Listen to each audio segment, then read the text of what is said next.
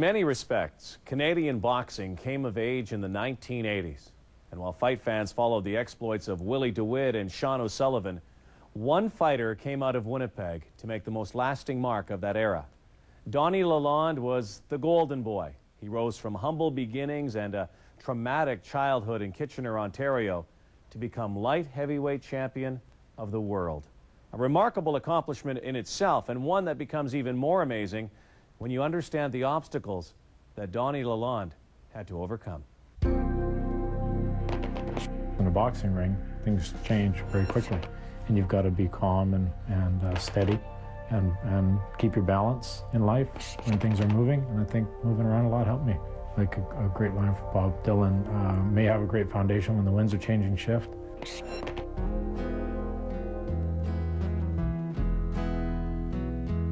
My life had been hard since I was 17. Life hasn't been easy. It's been, you know, it's been there's been a lot of ups and downs. I just lived day by day. I mean, it's not just her. There's a lot of people that go through. You know, I mean, how many marriages don't work? It's not an easy life. I think Don's always been driven to make life better, you know, in whatever way that he knew how.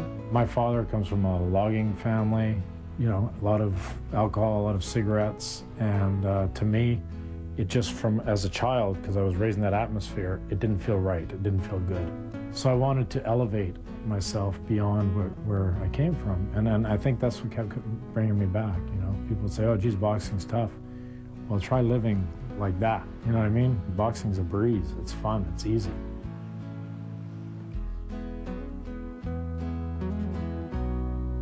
I picked a wrong person. In my rush to get a family together, I picked a man that I thought loved me and loved my children. Like I literally remember police coming to our door saying, sir, would you please calm down, your wife and kids are disturbing the neighborhood, you know? I mean, afterwards, you could see blood on us, torn clothes, you know, and this guy is all ravaged and maniac, and his hands all beat up. I try not to really feel anything about it, because a lot of it brings up anger for me personally. When you live in abuse, you don't talk about it. It's a quiet secret you keep to yourself. But that was how society dealt with it at the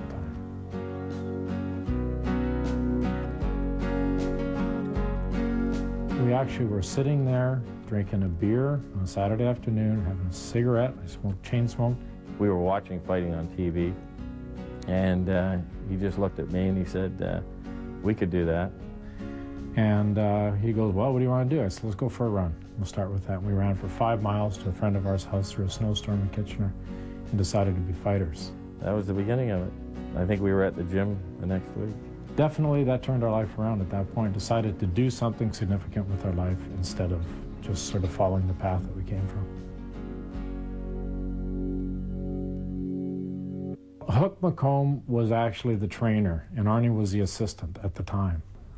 Until I saw him in the ring, I was skeptical. Well, there were some physical attributes that he had to deal with. You know, he had a bad arm, so that was, you know, a problem. I remember Hook McComb, he would just laugh, you know, like, no, you guys can't box yet, you don't know how to fight. Well, we gotta box, you know, that's what we came for. So it's okay, then fight each other. I'm not gonna put you with someone else. I actually only saw him box amateur twice, but both times he impressed me because the opposition was supposed to be so much better than him, and each time he dominated. I think Don being so shy, it started to give him some confidence in himself. Hook had asked me to go and pick up Donnie in Lancaster. She gave me the address, and I went to pick Donnie up. I was appalled at the conditions that he lived under. Like, they were clean, but they were like living in a cardboard box. I think that a lot of boxers become boxers because of traumatic things in their life. But it didn't seem to bother him. In fact, it was probably a motivational factor for him.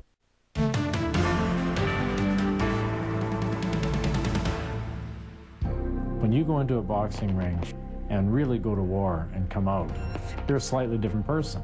You've given up a little bit of yourself.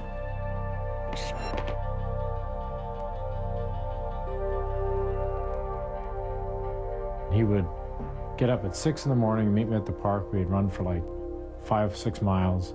I worked with him day in, day out, month in, month out. It's just time went by so fast.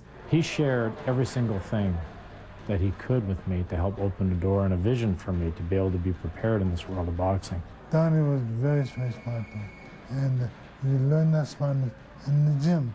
Al was a beautiful person in Don's life, and I think that it's always good to have somebody who's willing to nurture you, as well as somebody who's willing to kick your butt, you know, when you need it. For whatever reason, he gave a lot of himself to me, and I mean, you can't repay that kind of a thing. It seemed to me, as I got to know Donnie better, the tougher things got, the more he had the will to overcome. My goal was to have one pro fight. As I said to John, I just want to have one pro fight and then take it from there, like as far as my life. And after one pro fight, I was in the gym, and there was a phone call came from Manuel Stewart from boxing promoter in Winnipeg, and they were trying to figure out somebody to box with Tommy Hearns. At the time, he was 2 months away from fighting for his world title against Pepino Cuevas.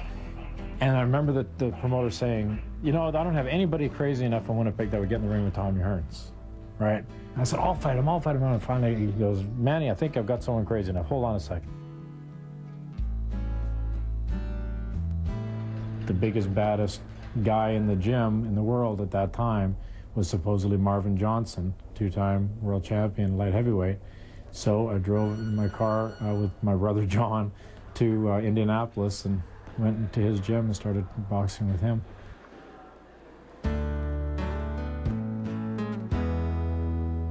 I think that was a night that everybody in my life realized that my commitment to the game was real, and that the vision was viable. Roddy McDonald, when he came in, I mean, the guy looked like a beast. He just looked like he would break in half. I thought if he gets close to Donnie, he's going to kill him. He hit me only once, really, in the fight. On one side of my head, I'll never forget, because literally, like you could draw a line, this side rattled for maybe a minute, and this side was like nothing happened. I've never had that experience before or since. He hated with a passion to lose, and he showed it from the beginning. When he stepped into the ring, he had that focus, that determination. It was written all over him. With my body being somewhat limited due to some physical restraints from injuries, I had to get creative mentally in the ring. And fortunately, most of them fell for it, you know. It was really pretty funny. I mean, I would literally laugh in the ring sometimes. You know, you do this, and the guy goes, and you pop him down the middle, and you go, how could you not have seen that? I mean, you know, it's the oldest one in the book, you know. But he was smart, very smart. This is one thing he had from the start, being very smart. And in the boxing world, if you're smart, it tells you something. The Golden Boy was an idea of another promoter in Winnipeg, and because of the statue in Winnipeg. I loved it. That was so exciting. The Golden Boy, you know, like I've never seen Don blonde in my life. You know what I mean? He was the only one with dark hair in the family. He was, and beautiful eyes. He's got his father's eyes, nice blue eyes. And I liked it because I wanted to be a good guy, and I wanted for people to see me in a completely different light than what I really grew up with, because I wanted to become this, right? That's promotion. That's things you have to do, and it's a good. I mean, wasn't a bad reputation to have or look. You know, at least he wasn't called the mugster or something. He was the Golden Boy, and he knew it, but he never showed off. And this is the big thing that impressed me. In a way, internally, it was like my fantasy of being something above, beyond what I started with in life, right? And so I definitely went along with it and enjoyed the role.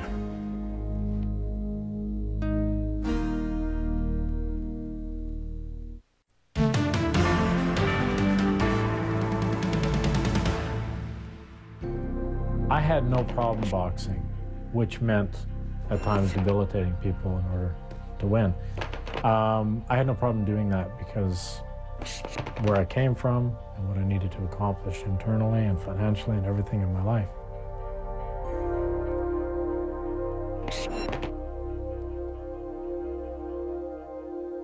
I have been blessed with some incredible people through boxing, And Dave Wolf was one of them for sure. He lost to Willie Edwards in 1985 for the North American Boxing Federation title in a fight that he incredibly promoted himself while he was fighting in, which says a lot about Donnie's capabilities. He's going to beat the count. Difficulty there, Peter, after that booming. The primary fighter that I had managed up to that time was Ray Boom Boom Mancini, who was also a colorful white puncher. Dave was his manager, and I looked at boxing a little bit different than Dave. You know, Dave was an intellect in a sense, and I was a boxing guy. But I knew he was going to be champ of the world. I really did. We made an agreement, and part of it was that he would relocate to New York. And at that time, he'd been training in Gleason's gym. He was quite committed to Don and everything that he was doing for Don. And he didn't get himself sidetracked very much. When we came into the Garden, the Ham Show fight was going to make or break us, because that fight would put Donnie at number 1 or number 2 in the light heavyweight world rankings. And Ham Show was a rough, tough, dirty guy. The guy fought him, hit him every place but on the bottom of his feet, and he came back. I mean, he hit him in the balls and the net. I mean, he was great. And Donnie just fought back. When that fight was over, we knew Donnie was going to get the decision, which he did. But this man's on the line. I gave him every round from the 5th on. Right around that time is when the Lisa Steinberg scenario happened in New York, right around the corner from me, where this girl was beaten to death. Boxing gave him confidence in himself. And that's when he finally could speak about something that was really, really close to his heart. This is in New York in '87, just before I fought for the world title. And I thought, you know, reading all the boxing magazines, I was basically going to my death. You know, I was walking off the deep end. And so I thought, well, even if I get knocked out, they're going to say something to me and give me a chance to at least say, hey guys, you know, and all you kids hiding in closets, you know, believe that your life can get better.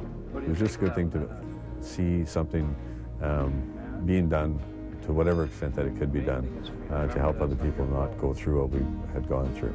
We weren't just on a boxing crusade. We were on something more than that. It gave everything we were doing more meaning. My kids, I wouldn't even think about doing something like that, and they will never know that.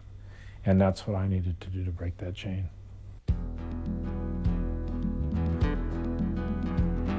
And that took us to Trinidad and Eddie Davis. The atmosphere was just nuts. A lot of friends came down from Winnipeg and stuff, so it's like quite the gang there. The deal was a 2-fight package. Donnie would fight Eddie Davis, and the winner was committed to coming back to fight Leslie Stewart. And on this hot, sultry night in Trinidad, Donnie went out and just devoured him. When Donnie knocked him out, well, the whole world was shocked. When we got in the ring, he was just happened to be the poor guy in the way, right? And I was really ready for that. And it was the accumulation of all of my whole life coming together, fortunately on the right day at the right time. You know, you're happy to get a job. You're happy if they're healthy. You don't think about being world champion of anything. So it was overwhelming.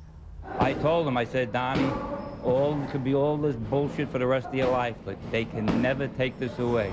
Light heavyweight champ of the world.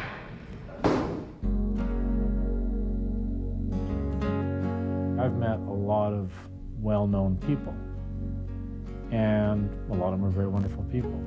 But Bob Dylan and Muhammad Ali, they definitely are the two most inspiring and inspirational people by far that have touched my life. I named my son after Bob Dylan, and so I brought him to New York after Dylan was born. I couldn't wait to bring him and introduce them, and bring him into the house. And Bob, meet your namesake, Dylan. And He kind of looks at me and he goes, I thought you would have called him Bob, you know. Meanwhile, we had to go back to Trinidad for a very, very tough fight with Leslie Stewart. I had to beat Leslie Stewart professionally within myself to show the world. Now the outside world, you know, that Donnie Lalonde is for real, right? And so I had to go back into the tiger's den.